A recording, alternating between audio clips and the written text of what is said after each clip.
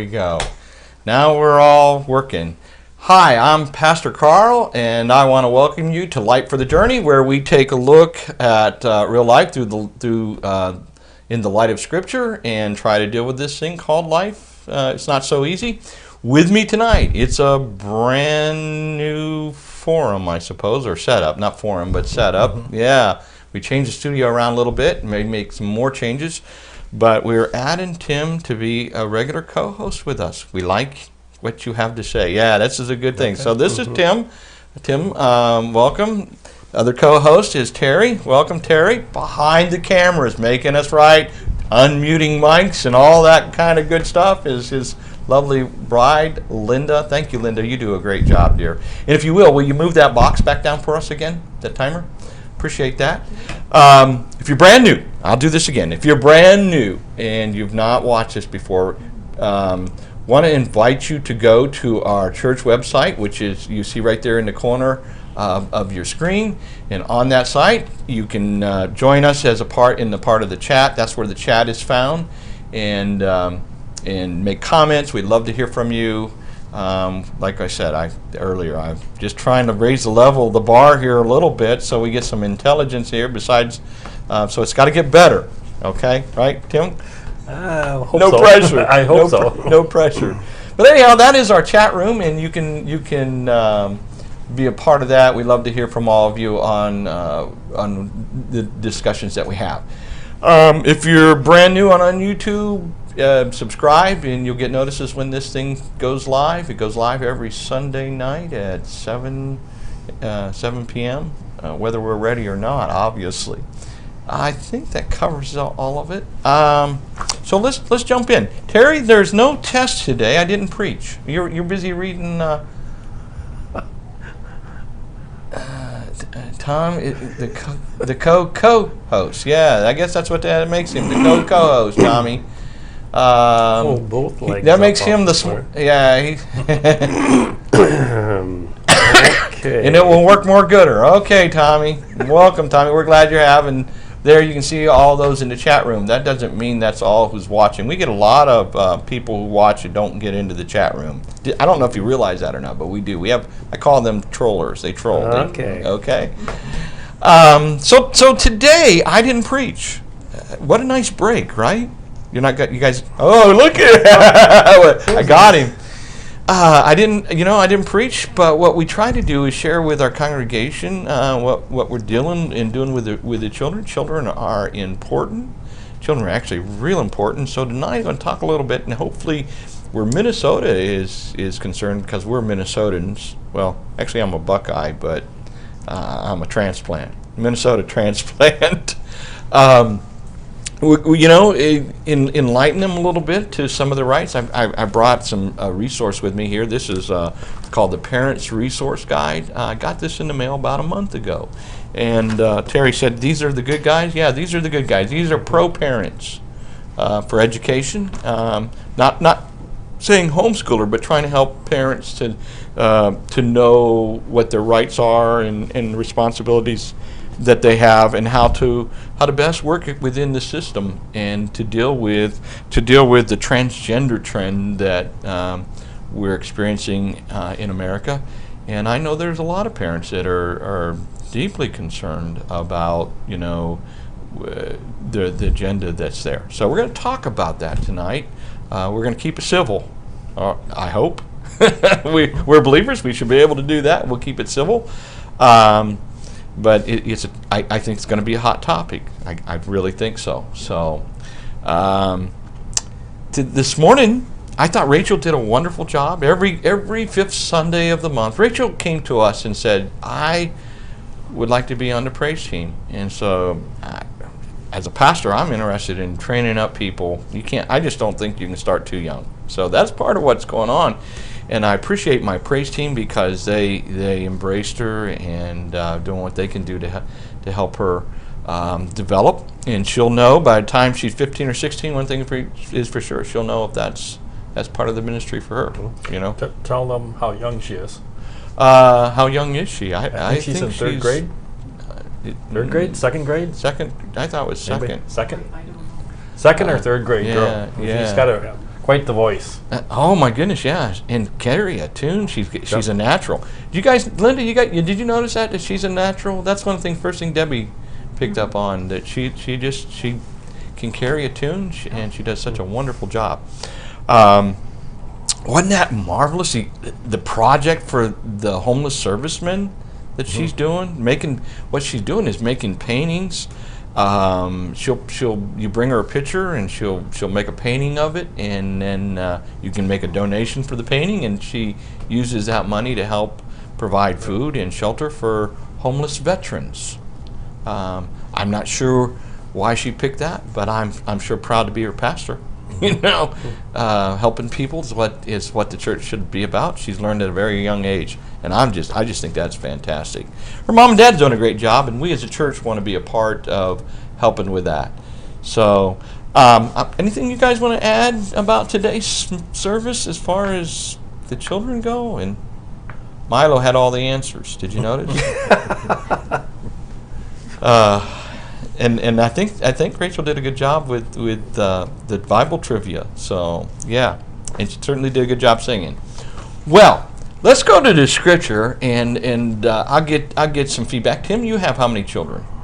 4. 4 children. All right, that's right. The scripture that I want to use here is, "Train up a child in the way he should go, and when he is old, he will not depart from it." Thank you, Linda. So, if you were to apply that, how's that work, Tim? I mean, your kids are Yeah, so I have 4 kids, and they're all adults now. And it's funny, but that's a key verse, and I think every parent's... every believer's, especially parents, hope system, because sometimes kids go here, go there, and then and sometimes they say true all the way lifelong. But so the hope is that if you've taken the time to instill in your kids good values, that despite what they see around them and other influences that they might get exposed to, that they're always going to return to the core values that you've taught them as a parent. And have you thought about why that is? Have you given that any? Well, to me, I think what it is especially when kids are small, they're very impressionable, and to a small kid, the parent is everything. I mean, it's the source of safety in the home, and food, and clothing, and help with homework. And I mean, kids, when they're very young, are extremely dependent, and they're willing to trust you. Yep. So if you can connect with them when they're small and you have their trust, those things are instilled forever. Yeah, those impressions and that stuff gets in there. And the reason I brought that question up is because I've been thinking a lot about that, and there's a reason why when my wife, who's with the Children's Council, I think that's what she calls it, the Children's Council, said she would like to kind of do a review of what they do back there, so folks would know. I think it's really, really important for us to understand that just how impressionable we are, and how we embed things in their mind. And I think that verse, is really, really important for us to understand.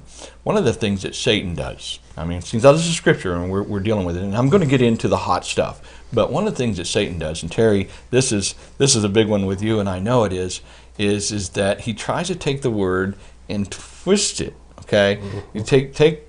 You don't have to change it a lot. You just got to tweak it a little bit. Tweak it from what God said. Just either add or take away a little bit to the word, and it can mean something totally different.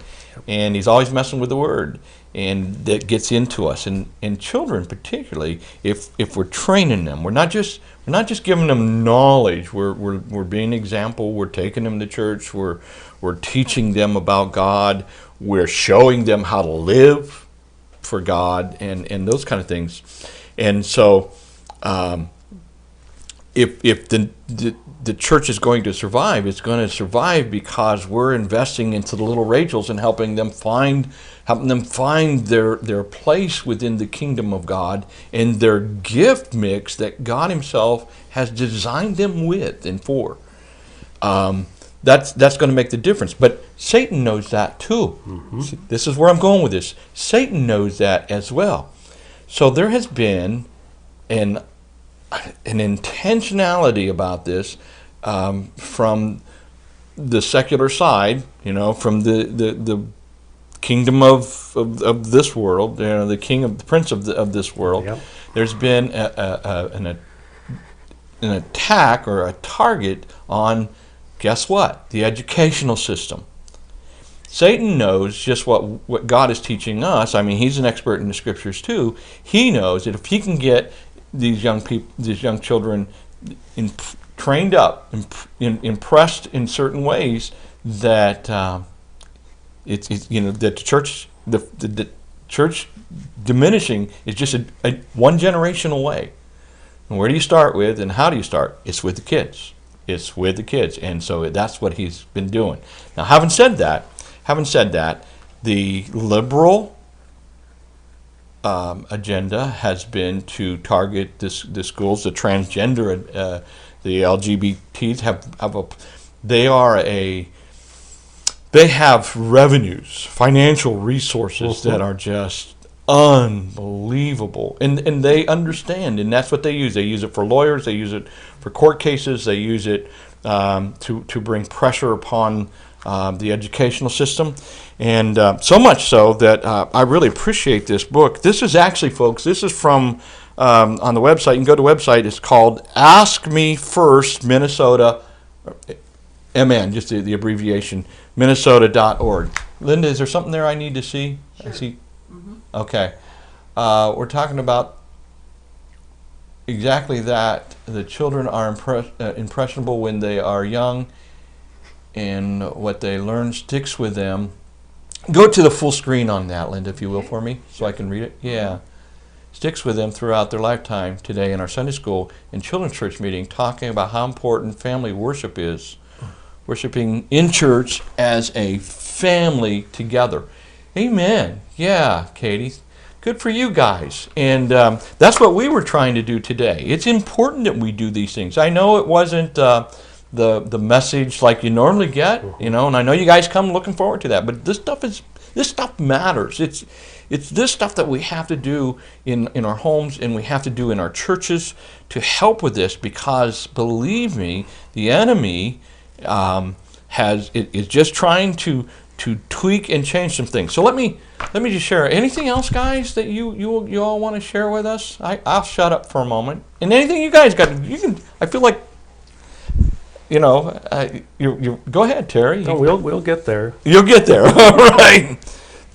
Well, this was sent to me about a month ago. I've been reading it. It's just a parent resource guide is what it's called. And they wanted pastors and churches to have this, or at least to be aware. They did a great job. The first thing they did when you open it up is they deal with terminology. One of the things that's happening is that there's a new vocabulary being built within this transgender group. And so you kind of need to know what they're talking about, because it's not always the same. And that happens in Christianity a lot too. When you get into cults and that kind of thing, they'll use the same terminology, but they've changed the meaning of it. So you run into those issues, and we have that in our nation. But let me just share just a few things, and I'll share a couple resources what parents' rights are in Minnesota. I think it's important, but. One of the things that they're sharing with is that there has been an increased pressure on the schools put on by the state and the federal government as well, which sadly to say President Obama was a big supporter of these agendas. But the schools are facing this trend, need to hear from, and what they're saying is that the schools need to hear from the stakeholders, which are the parents. Parents, let me just say to you, you are the key to this. I hate to, as a church and as a pastor, I want to support you all that I can, but it's the parents who have to let the school know, where they stand on things and so on and so forth. Parents, let me just continue on here. Parents who proactively and positively engage with school officials are best positioned to influence decision makers. No pressure, but it's just a reality. And I'm not going to read this whole book to you, but I just wanted to share some things. But there is a movement, transgenderism, a movement, and it's built on confusion. Sex. And that's the question here that they put to the parents as they try to help. Is our sex a choice? Well, actually it's not. It's determined in what chromosomes come together at conception, and the sex is determined by that. Sex actually isn't a choice. You're either born male or female. That's science. That's biology, and it's just that's how it is. At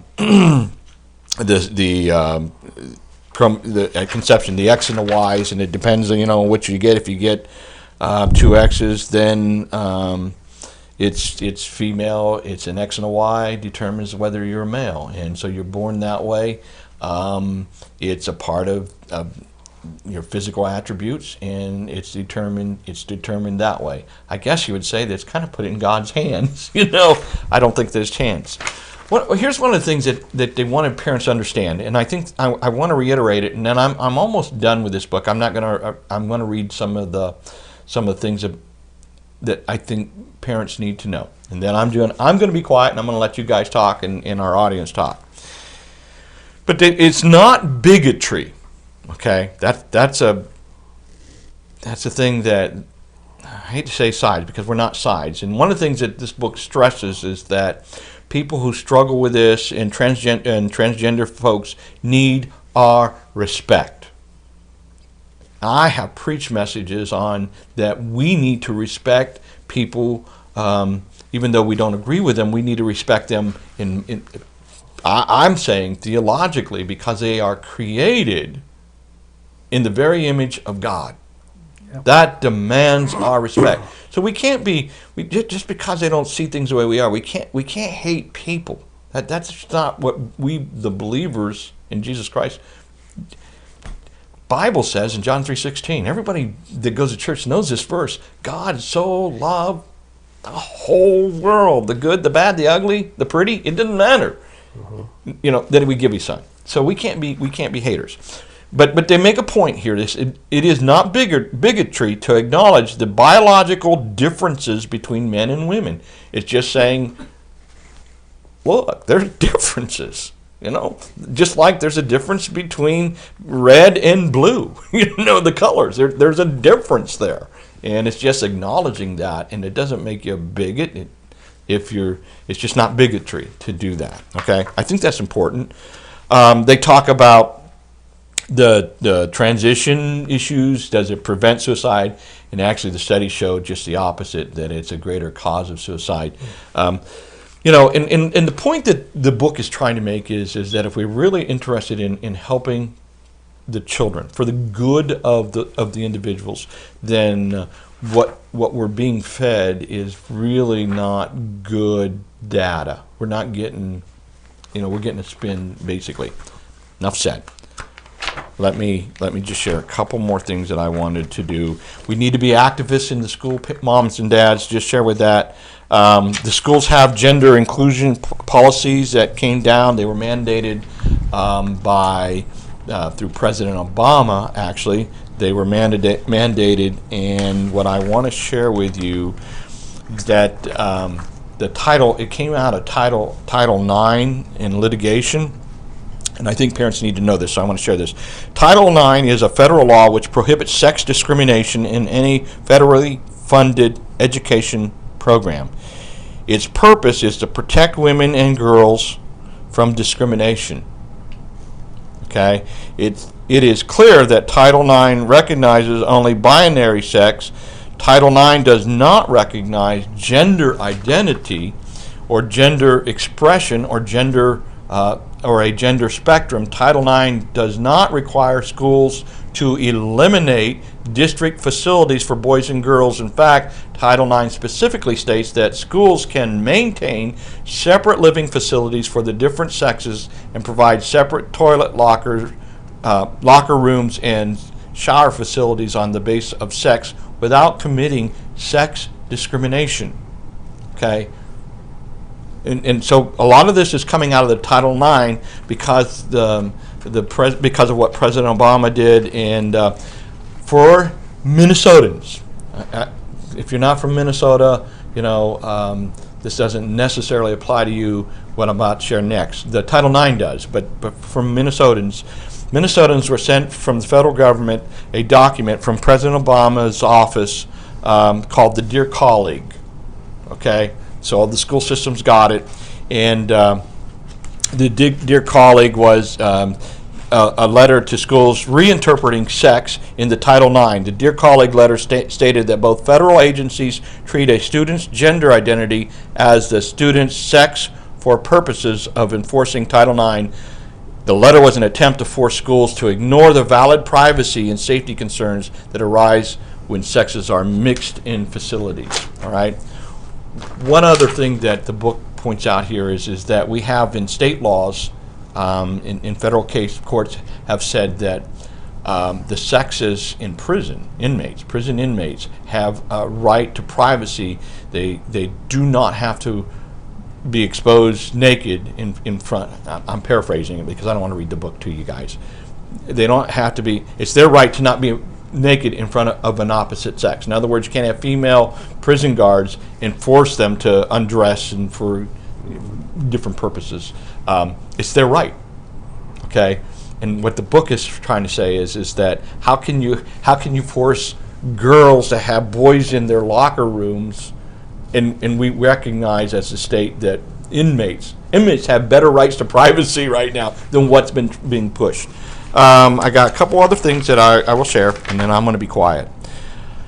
The Minnesota, let me just share what the rights are. But anyhow, Minnesota has a toolkit that puts pressure on the school systems to do this. And the one thing that they do in this toolkit is that they are to stigmatize girls for complaining about their loss of bodily privacy.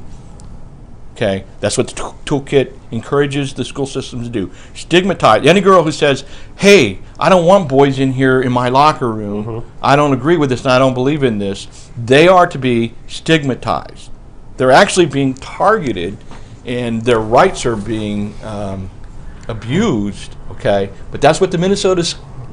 That's on the docket. That's in the agenda of this toolkit. You can get this online, folks. I would just share that with you. As far as parents' rights, there's just a few of them. Let me share them. The Supreme Court has found that parents have a fundamental right to control the upbringing and education of their children. Parents have the right to control their children's exposure to sensitive materials like transgender-themed books and curriculum in the classroom. And this is footnoted. I could share this with you if you need it later. Parents have the right to teach their children that there is a difference between the sexes. It is a parent's fundamental right as a citizen. They have the parents. You need to know this. You have the right to review and opt out of curriculum that you find objectionable. It is your right. You have a right to go look at and read. You can go down to school and say, "Hey, I want to read what you're going to teach my kid." You can do that. Did you know that, Tim? I did not know that. You did not know. Now you do. There's a lot more. I don't want to do that. Let me just share about students' rights. There's 3 of them. And I'll read it, and then I'm done. Students' rights. Students have the right to bodily privacy. As one court determined, females using a woman's restroom expect a certain degree of privacy from surveillance or from intrusion, either casual or hostile, by members of the opposite sex. Students have a right to protect their modesty and choose not to be seen by the opposite sex when they are undressing or to see others undressing. Students have a constitutional right to religious freedom and cannot be forced to engage in activities that violate their conscience. And 3, students have a constitutional right for free speech when a school requires a student to refer to a classmate using a pronoun that does not match the classmate's biological sex. The school is requiring the student to make a substantive statement about the nature of sex and gender identity that the student may find objectionable. The First Amendment prohibits the government from forcing individuals to convey messages that they deemed objectionable or punish them for refusing to do so. And we have schools that do that. Okay, enough. Enough from me. I just know that train up a child, and I know that Satan understands this, and so where better to do it than start it? And I find it amazing that it starts from K through 12, and then also in our higher educational institutions as well. Thoughts, gentlemen? Thoughts, people? Talk to me. Well, the first thing that comes to my mind is the information that you just read. I guarantee you 99% of the public out there, parents, that would apply to, know nothing about that.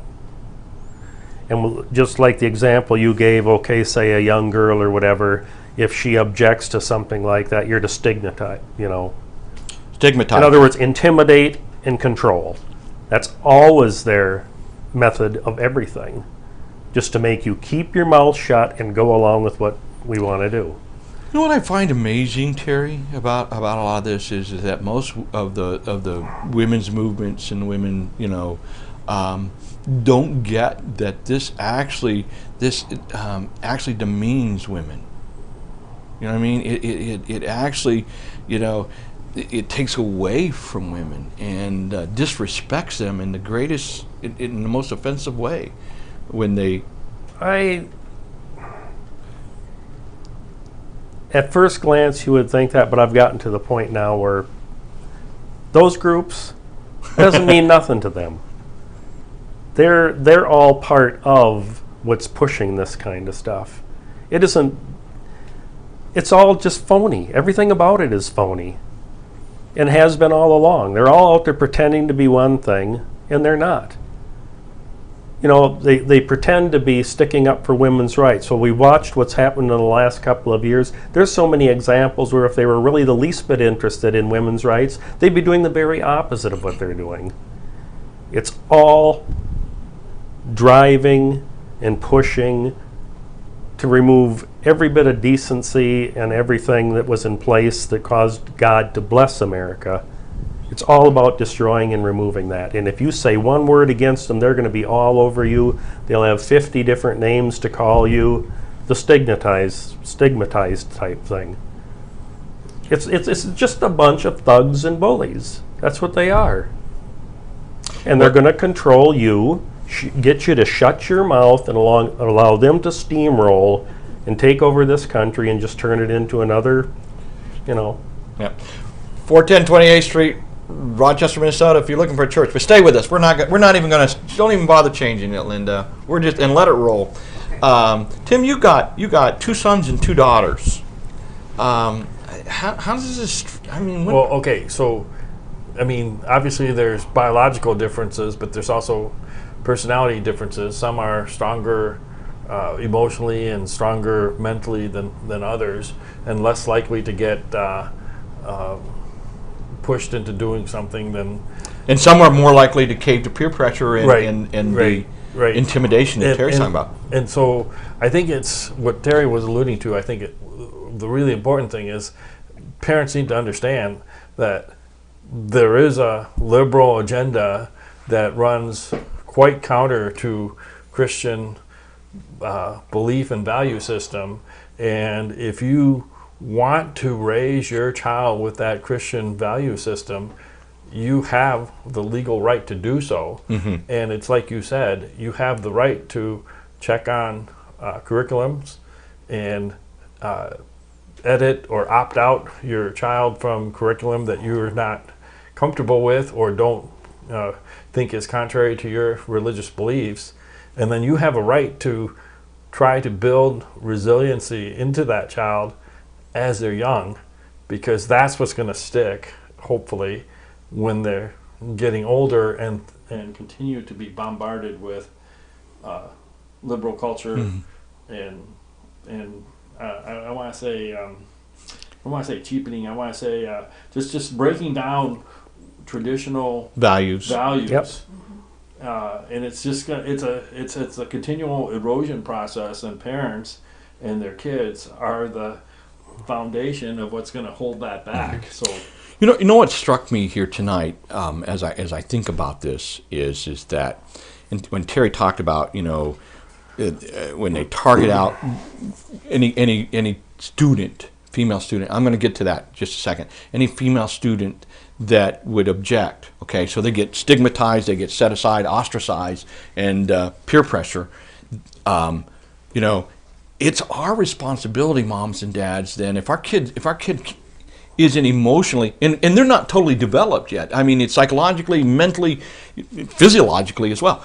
They're not developed enough sometimes to be able to process that.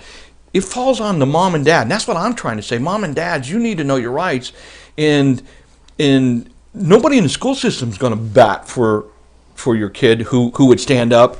So mom and dad, you need to be the ones who, and I hate to put that on you, because I don't have the legal ability to, as a pastor, to go in and do that. I couldn't touch it, but moms and dads can when they know their rights. And so it falls on you. You need to do that. I remember when I was in school, I had switched the last 6 weeks. I had switched school systems, and so because I wasn't in that school system, I wasn't where they thought I should be. Didn't pass their tests and stuff. They wanted to fail me. My mom went to school every day of that 6 weeks and fought and argued with the principal for my good, because she, first of all, she knew we'd move back to another school system, and I wouldn't go. She didn't want me held back, but she did for me what I couldn't do for myself. And I think we have, teenage girls and boys too, that we as parents have to step up into it, and it requires us to do it. And that's what I'm trying to get at. Let me see what we got going on here, Linda. Many parents have no idea what is going on in the schools. The schools actually and actually that's one of the things that this book said. Absolutely. They're told to do that. They're instructed not to inform the parents. It's in the toolkit for Minnesota. All right. What's right? Schools gladly take parents' rights as they are able. It is not necessary that parents don't know their rights. It's that they are completely blind to what is going on. Yeah. Yep. The whole message didn't go through. Going on in the first place, they don't even want to know. Katie says, I guess the idea is that ignorance is bliss. If they don't know, they don't have to make the hard decisions and fight for the kids' rights and teach them what is right. Yeah, we can't let the schools be the only ones teaching them. God says in the Bible, if we're believers certainly, that the training up our children is a big part of our responsibility. Talking about that, that's all exactly right by design, and they know that the majority of parents would rather not know and have to confront it. Now, stepping back, the idea that we're even talking about this, that thing there, is absolutely ridiculous. That it should have to come out, this is what your rights are. That we should be here. I mean, really? From the time you pop out of the womb, it's quite obvious whether you're male or female, okay? Okay. It's physiological. It's quite obvious what we've got going on here. So here we are. The reason we're here is because it wasn't stopped back when the gay thing and all that stuff came out. As far as, I'm they're gay is normal, and this is all normal, and this is all normal. So they got all their victories and wins there. They got that shoved down where you don't dare question whether, there's anything wrong or not right about being gay. They got through that. So now we're to this, and where will it be tomorrow? As far as the perversion and all the garbage that's being shoved on while we all sit back and well, keep in mind. Let me throw a spin on this, Terry. Even God allows us to be. We get to choose whether we follow God and God's ways or not. Okay. The term is called free moral agents. We're free moral agents. We get to choose whether if that's what we want to do. But you're right. Basically, what's going on in our society is that if everybody says it's okay, then it must be okay. And that's what they go for. Well, and because that's a humanistic rationalization. Jesus said it well. He said, "Wide is the road that leads to destruction, and many who are on it." So just because we can get a lot of people to say this, then they must be right, and I must be wrong. What Jesus said is just the opposite. He said, narrow is the road, or narrow is the gate. He used two different metaphors there. Narrow is the gate, and few that find it. So I mean but that shouldn't surprise us. My point though is that I have friends that are gay. I'm sure we all know people that are gay. Yeah, I do don't too. hate gays, but what I hate is when you are being forced to keep your mouth shut, don't say anything, and in fact, even almost promote stuff that God calls detestable. Mm-hmm. And that's what goes on. So it's like we had a gentleman speaking at the ministries that we were with before that had come out of that lifestyle. And he gave his testimony. And he was active in Hollywood, and, well, he was actually a male prostitute. But he came out of that, and he told us, it was probably, Linda, 10 years, 15 years ago, what the plan was and how it was being played out. Worked into the schools and then taught all this is normal and this, and then completely attack. So he laid that all out, and it has come all through just exactly the way he said that it was planned. Mm-hmm. That they would get that is all accepted as normal, and it is. It's to the pact where it's celebrated. So now they've got that point. So now let's move on to this now, and it will never end. It'll just keep getting worse and worse and worse until the people stand up and realize that, hey, what are your grandchildren going to be living in? So that's why I say the fact that we're even discussing this now, that we're going to sit back and pretend, no, there's no male, there's no female. It's whatever you feel like that particular day. Did God really say that there's male and female? You sure that wasn't a misprint? No misprint. No misprint. No misprint. Our children. Our children are the victims here, though. Mm-hmm. And I understand that, and it behooves us as a church. What we got going here, Linda? 43. 43. Okay. The unfortunate reality in which we now live is there's no absolute truth. That's right. Truth is relative. Whatever I think is true for me, biological imperatives. I was born biologically a certain sex don't exist where absolute truth does not. When you have those kinds of discussions, it's if it wasn't such a serious topic, it would be laughable. Mm-hmm. There was some guy, I can't remember where it was in another country, where he wanted to change his age. Yeah, so I heard that. So I mean, a person was born a male wants to be a female on their driver's license, or was born a female wants to be listed as a male, or wants to be listed gender neutral on their driver's license. Well, this guy wanted to change his age. Yeah. I feel like I'm 50, so why should I be 60? Even though I was born, 60 years ago. It's just, and I think he was kind of doing. I got the impression from that story that he was kind of doing it just for that reason, to show how absolutely stupid it was. That nobody said we have to be smart, Jerry. The facts are the facts, and they should be non-disputable, right? Because they're the facts. And yet people try to twist it and say, well, he can be a she or she can be a he, and yeah. What do we got there, Linda? Kate, of course we know that there is absolute truth determined by God, not by our emotions or our sinful preference. Yes. Where is everyone else tonight? It's a hot topic, Katie, and it requires great courage to go on record. and actually, I should say to you too, thank you for being willing to. I mean, this is out there for the whole world to see. Thank you for being willing to take a stand, and and thank you for showing respect. I mean, people need to be respected, but there is a battle for our children, and our children are the ones that would pay the price. The book was full of data, and you guys need to go online and let me just say this again, where this is found online, and you can get these. Ray, I don't know, Pastor Ray, I don't know if they sent you one of these things, but this came from Minnesota. It's called www.askmefirstmn.org. Okay. You want to put it up there? Yeah, go ahead, Linda. Here, let me. See it? Yeah, let me give this to you. Here you go. And just put it on right there at the bottom. Just type it right on there. Okay. But I appreciate you two being willing to go out there and stick your neck out. It's not always the easiest thing.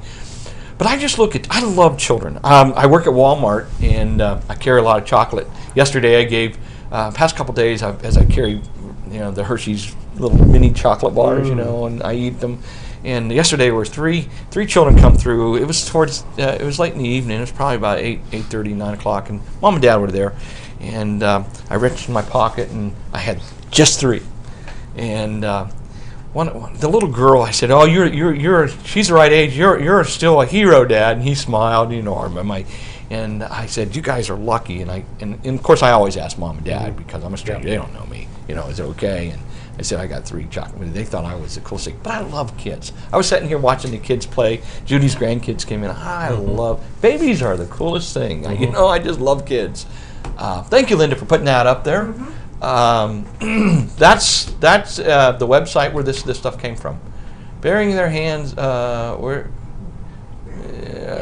their heads in sand. Oh, Ray, you don't want to pick on people. It's not always so easy. But there is a battle out there, and all I'm trying to do tonight is bring awareness to moms and dads, because they're going to be the key to this, and particularly moms and dads who are believers in Jesus Christ. We've got to, if we don't, the only thing for evil. Tim, do you know this saying, this statement? The only thing for evil, I'll give it to you. Okay, the only thing for evil to triumph is for good men to do nothing. Yeah. Yep. Yeah. Legally, I can't go to school on behalf of somebody else's kids. Only my own kids. I'm not, even for my grandkids. I think I would have to have some kind of legal document say I'm their guardian before I can do that. And that book talked about that too. That guardians, you have, if you have legal guardianship, you have that that right to do that. So, yeah. Well, have I stirred it enough? Last night we were watching an old Western, and this would have popped into my mind here. It was real old Western. It was called the Oxbow Incident or something. And it was really quite something. I mean, it was, who was that star, Linda? Anyway, it's old enough so that you wouldn't even recognize the stars. They're that young in this. But the whole thing, and I don't know if it was based on a true story, but I wouldn't be surprised if it couldn't have been, was back in the Western days, of course, and this guy had gotten shot and some of his cattle had disappeared, so everybody assumed that they'd killed the guy, the owner, and stole his cattle. So they form a posse, which wasn't legitimate to begin with because the real sheriff wasn't there, so the deputy sheriff forms a posse, and some of them were saying, you can't do this. This isn't even legal. And they went after the people, and they caught up with 4 people, and they had the cattle, but the people said that they'd bought the cattle. And they says, yeah, right, and all this, and they didn't believe them. And they ended up hanging 4 innocent people. Well, in the course of all of this going on, they says, okay, majority will rule here. And they says, anybody opposed to waiting for the sheriff, step over the line, to the other side. And there's like 25 men there. So 7 people wanted to wait. So of course, the majority ruled and they hung him. And then shortly thereafter, here comes the real sheriff and informs them that, yeah, he isn't dead and he did sell the cattle and you just hung 4 innocent men. And they says, now, how many of them were involved here? And they says, all but 7. And he says, well, God have mercy on you. And it was only 7 people. You know, it's, again, you're up against this peer pressure and everything, and only 7 of like 25 had the courage to stand up and say, no, you're doing something wrong. It's not easy to stand No. up. Huh? Henry Fonda. Yeah. Henry, you couldn't even recognize him. He was so young in that. But, Yeah. I mean, there was just so many very just so good lessons in a lot of that old stuff. Yeah. Yeah, And most today it's of the almost old like movies going had a to moral. the other side where you're such a hero for being some kind of a, you know, Degenerate. well, Yeah, we'll leave it at that. Yeah. You know, teaching, what we teach is critically important. We need to teach people God's ways, certainly in the church. And that's a part of the point of today, you know, this morning is that we want people to know that we're not just babysitting kids back there. Even little Milo gets a lesson, you know, as young as he is, because we need to train up. And so the church, folks, the church is here to help with that, you know, but we can't, we're, you know, and the schools are there to teach basic education. It really isn't their place to teach morality. That's not, has never been the school's place to teach morality and ethics. That needs to come from moms and dads. Moms and dads, you've been given such a privilege with children, with your children, and God has trusted you, you know, and is counting on you, and so are our children. And Tim, you said something in the book talked about this too, and it's really a truth, is that kids go to school trusting their teachers. You know, they're trusting them to tell them what they need to know. Kids are. I love in ministry. I love dealing with kids because they are so trusting, and so you can teach them so much. You know, if pastors, right? If you ever get discouraged in ministry, go to the children's class for a while and teach children, because children, there's feedback almost instantly. You get to see fruit quickly from children. It's one of the fastest turning points as far as seeing the effectiveness of your ministry is children. Children, they're just and coming awesome. from a family of 7 children, you know where the most effective classroom is?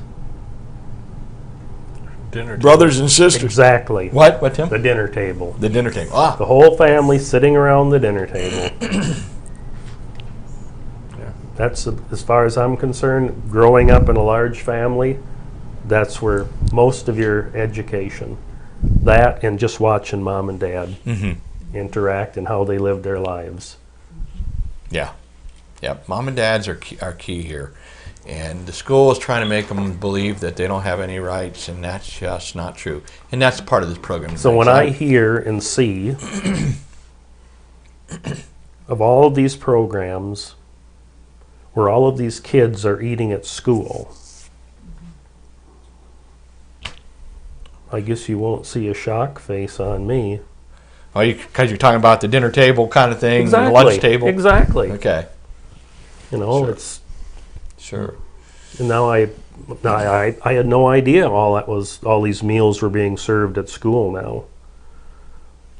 Like a lot of kids aren't being fed by their parents, so they have to be fed at school.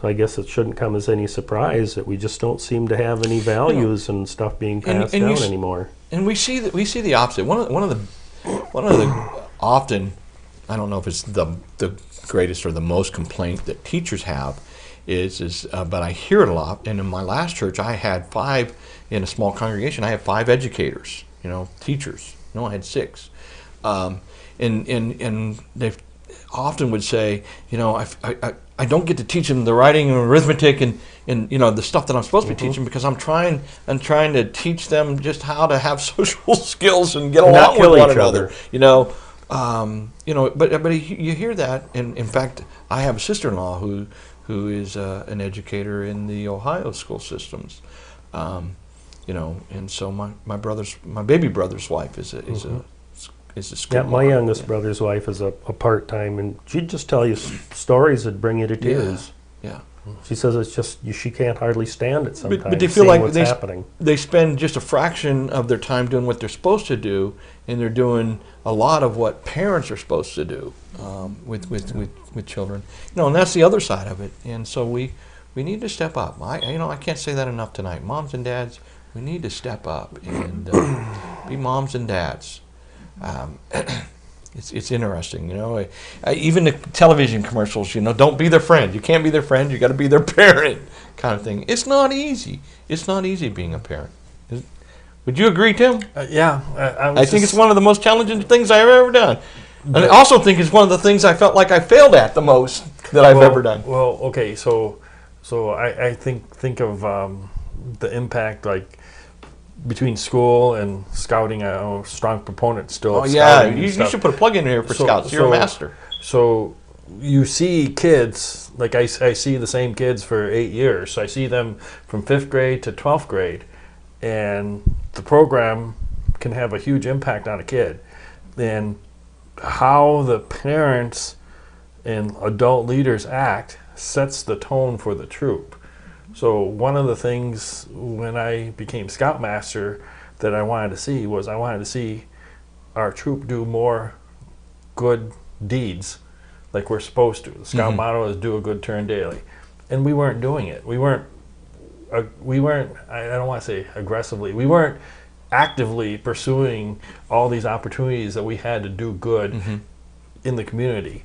And so now through the years, I've stepped down as Scoutmaster, but I see that took hold, and so now we have this tradition of doing stuff. So if the council needs something done, or they need somebody to volunteer to do something. I know this for a fact because I've been a beneficiary as a pastor in a church from what your scouts have done, your troop has done. Yeah, but so the point is, it goes back to the verse at the beginning. You're training up a child. So yes, parents have that responsibility to train up a child, but we as Christians have the ability in what we do and how we interact with youth of all ages to also kind of plug in and build up their value system. Yeah. So whether it's a kid in the church, whether it's a kid in your neighborhood, whether it's a relative that you might see once a year at a reunion or whatever, you have the ability in different situations to make an impact that kid is going to remember. You might not think much of it, but I've had scouts stop me, like baggers at a grocery store. Hey, I remember you. Didn't you do this? Yeah, that was like 8 years ago at that camp out and stuff. But so it's as believers, we have the ability to make an impact on the youth in our culture throughout our wherever we are. Activities. Yeah, we do. We really do. In fact, so much so, I don't remember, and we don't mention any names, but as a Scoutmaster, you had just this year past, I got to do the invocation for one of your scouts was receiving the Eagle Award, which is a huge thing in scouting, and you had troubles finding a pastor who would do it, I think, or because scheduling issues. Yes. And that was really good. And that he was one of the few scouts that wanted to include that invocation in his program, because the scouts can kind of tailor the program to be whatever they want. Yeah. And his pastor, for whatever reason, couldn't do it that night that they had it scheduled, and I got to do really that. good that you got to pinch hit and do that. And he let me. I went to him before I did. I said, "I'm going to say that you wanted this," and I made everybody pray, with us, for him. Yep, that was really good. Yeah, that was cool. And that was really for cool. Eagle Scout Award? That was an Eagle Scout Court of Honor, where the scouts can kind of tailor the ceremony to be what they want it to be. Awesome. Who was that? Was a local young man? Yep. Yeah, I got to do that. I I thought it was an honor. I mean, honor, some things you know what that does in the spiritual realm for that young man? Yeah. That kid is like supercharged in the Yep. spirit Yeah. realm because of that. Yep. Yeah. Yeah,